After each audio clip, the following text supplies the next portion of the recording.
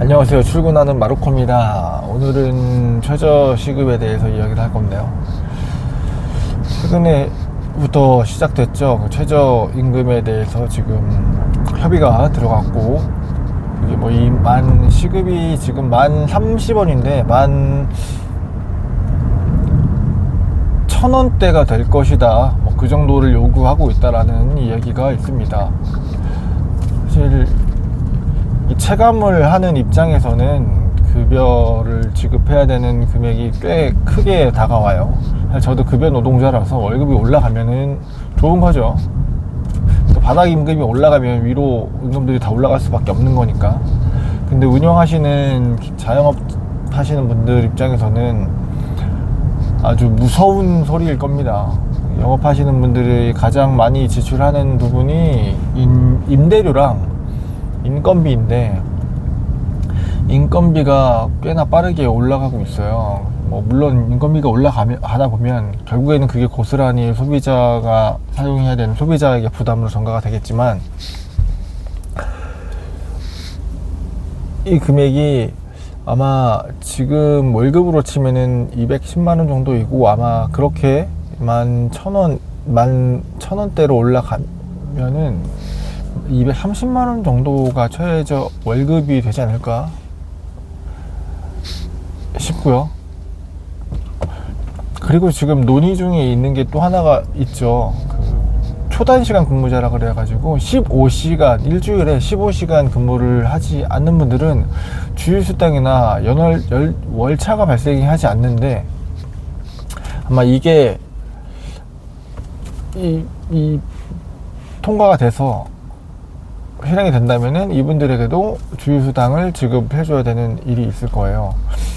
아마 15시간 미만으로 알바나 아니면은 파트타임 시간을 짜가지고 14시간 내지는 10시간씩 이렇게 쪼개서 하는 회사들이 많을 거예요. 저희도 과거에는 좀 그렇게 했었고, 뭐 4시간씩 3일만 일하게 한다거나 7시간씩 이틀만 일하게 한다거나 이런 식으로 파트타임 시간을 좀 쪼개가지고 인력 구상을 하면 주휴수당을 안 줘도 되거든요. 그래서 급여를 조금씩 세이브 할 수가 있는데, 사실 이렇게 파편화된 시간으로 많은 시간을 사람을 다루게 되면 이게 인력을 관리하는 데 있어서 더 피로도가 더 많이 있다고 생각을 하거든요. 그래서 좀 유능한 직원분을 드리고 많은 시간을 줘가지고 오랫동안 일할 수 있는 게 사실상 눈에 보이는 금액이 좀 더 드는 것 같지만, 그것 때문에 발생할 수 있는 여러 가지 시간과 다른 비용들을 아낄 수가 있어요. 그럼에도 불구하고 현실적으로 그런 비용이라도 아끼려고 시간들을 좀 파편화했던 것들조차 이제는 할 수가 없게 되는 거겠죠. 이게 만약에 통과가 되면 일주일에 뭐 10시간, 5시간만 근무를 하시더라도 주휴수당을 드려야 되고, 근속 기간이 길어져서 한 달 만근을 하면 월차도 드려야 되고 하다 보면 인건비가 꽤나 많이 들어요. 이게 돈이 많이 들어가는 게 아니라 이 사람들을 그런 시간이나 휴무나 이런 것들을 챙겨줌으로 인해서 생겨나는 공백이 있거든요. 그 공백을 또 메워주기 위해서 새로운 인력을 또 뽑아야 하고, 그러다 보니까 인력 채용을 많이 할 수밖에 없게 되는 거예요. 지금 우리 현행법상 뭐 40시간 근무를 해가지고 최저임금으로 주면 아까 210만원, 209만원 정도의 월급이 나가는데, 법적인 테두리 안에서 연월차를 다 넣어주면은 실제로 사용할 수 있는 날이, 그러니까 근무를 하는 날이 한 1년에 3분의 2 정도 될 거예요. 뭐 이런 식이죠. 일주일에 2일을 휴무를 가지고 간다면 한 달에 52주이기 때문에 104일의 휴무가 들어갈 거고, 그리고 월차가 일단 초기 입사 1개월 이전에는, 1년 전에는 11개가 들어가고요. 그리고 1년 후에 딱 되면 1년이 도래하는 시점에 15개가 생겨서 26개가 생길 겁니다. 그러면은 104개에다가 원래 고정되어 있는 휴무 104개에다가 26개의 월차가 들어가니까 130일이고, 공휴일이 5인 이상인 회사들에서는 공휴일을 휴무를 드려야 되는데, 공휴일이 1년에 한 5, 6개? 보수적으로 잡을 때? 뭐 그 정도로 잡아봐요. 그러면 15개니까 145일이 휴무예요. 그럼 365일 중에 145일을 뺀다고 치면은 한 220일 정도가 실질 근무일이고 3분의 2 정도는 근무를 하는데요. 뭐 스케줄 단위로 근무를 하거나 대부분의 자영업 하시는 분들이 요식업이나 뭐 이런 F&B를 하시는 분들 다 같이 쉬지 않잖아요. 돌아가면서 쉬다 보니까 그렇게 스케줄의 공백들을 메꾸려다 보니까 인력이 더 필요할 수밖에 없고, 그렇게 자잘하게 들어가는 인력을 위한 파트타이머 비용이나 이런 것들이 증가할 가능성이 있고요.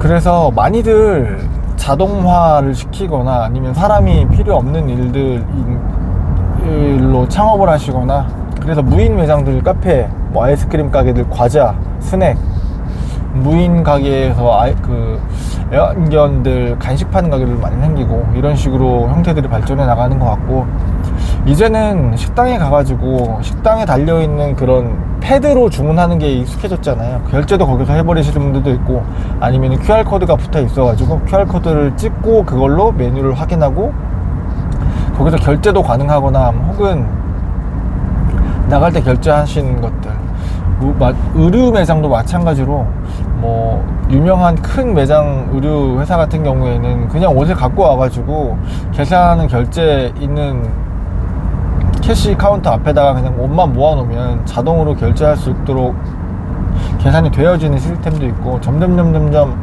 사람의 힘을 타지 않는 것들이 많아지고 있어요. 그리고 작은 1인 매장 같은 경우에도 키오스크를 쓰기 어려우니까 토스페이 같은 키오스크를 사용하면, 거기는 작은 키오스크처럼 직접 결제를, 본인이 먹을 음료를 찍고 직접 결제할 수 있는 것까지도 만들어져서 커다란 키오스크 기계를 우리가 매장에다가 놓지 않아도 되게끔 만들어지고 발전한 형태로 되어 있고요. 이에 처음에는 좀 어려울 것 같다, 누가 이거를 쓸 것이냐, 이런 고민을 많이 했는데 점점 익숙해져 가고 그거를 쓰는 고객들이 불편함 없이 그냥 쓰시는 분들이 늘어나고 있어요. 처음에는 불평을 했는데. 그리고 메가커피나 저가형 카페들도 기본적으로 당연히 매장 신규로 오픈하게 되면은 키오스크를 달고 시작하죠. 그만큼 일자리가, 임금이 올라감에 따라서 일자리가 점점 사라져 갈 것 같아요. 뭐 물론 대체 가능한 그런 단순한 일들이 사라져 가는 것 같은데, 저희는 지금 빵이랑 이런 것들을 같이 팔다 보니까 일단 키오스크를 안 하고 있는 추세예요. 그런데 요즘에는 빵까지 빵의 모양이나 이런 것들을 인식해가지고 키오스크가 베이커리에서 구매한 빵까지 가격을 다 산정해주는 그런 계산 시스템들이 나오고 있잖아요. 이런 것들을 행사장에서 저는 시연한 건 봤는데 실제로 있는 매장은 사실 못 봤어요. 금액대가 좀 크고 수수료나 이런 것들이 좀 있겠죠. 그러다 보니까 지금은 좀 어렵긴 해요. 근데 이게 가격이 점점 떨어지고 이 장비들을 사용할 수 있는 진입 장벽들이 낮아지다 보면 저희 같은 베이커리 회사들도 키오스크를 사용해 가지고 빵까지 다 계산하고 음료까지 다 계산할 수 있는 날이 오지 않을까 싶습니다. 그래서 사람을 구하는 데 있어서 기업 입장에서는 사람 구하는 게 힘든데, 구직하는 입장에서는 이제는 내가 맞는 조건에 나를 써줄 만한 회사들이 좀 줄어드는 느낌이에요. 그리고 나를 쓸 수 있는 회사가 있다더라도 예전 같은 그런 내가 보여줘야 되는 스킬이나 퍼포먼스가 남들보다 훨씬 더 뛰어나야 조금 더 특정 업무, 좀 특화된 업무들을 할 수 있게끔 될 것 같고요. 그래서 이런 저희 서비스업이나 바리스타나 뭐 요리하시는 분들이나 이런 분들이 카페, 특히나 진입장벽이 낮은데, 이 카페의 이 낮은 진입장벽 안에서도 이제는 아무나 채용이 되는 게 아니라 기술적으로나 아니면 할 수 있는 것들이 더 많은 일을 할 수 있는 분들을 채용을 하려고 하지 않을까. 그러다 보니까 진입장벽이 낮다고는 하지만 이제 그 낮은 부분을 차지하던 인력들이 갈 곳이 없어지지 않을까라는 생각을 해요. 조만간에 여러 가지 뭐 정치적 이슈나 이런 것들을 통해 가지고 임금이 결정이 될 텐데 어떻게 될지 좀 지켜봐야 될 것 같고요.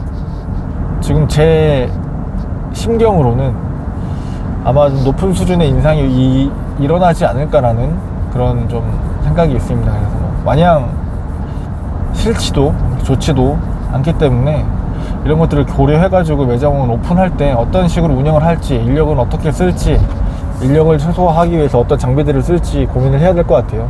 많은 회사들에서 투자를 많이 하고 사람의 손을 다 기계로 대체하려는 움직임들이 많이 보이고 있고요.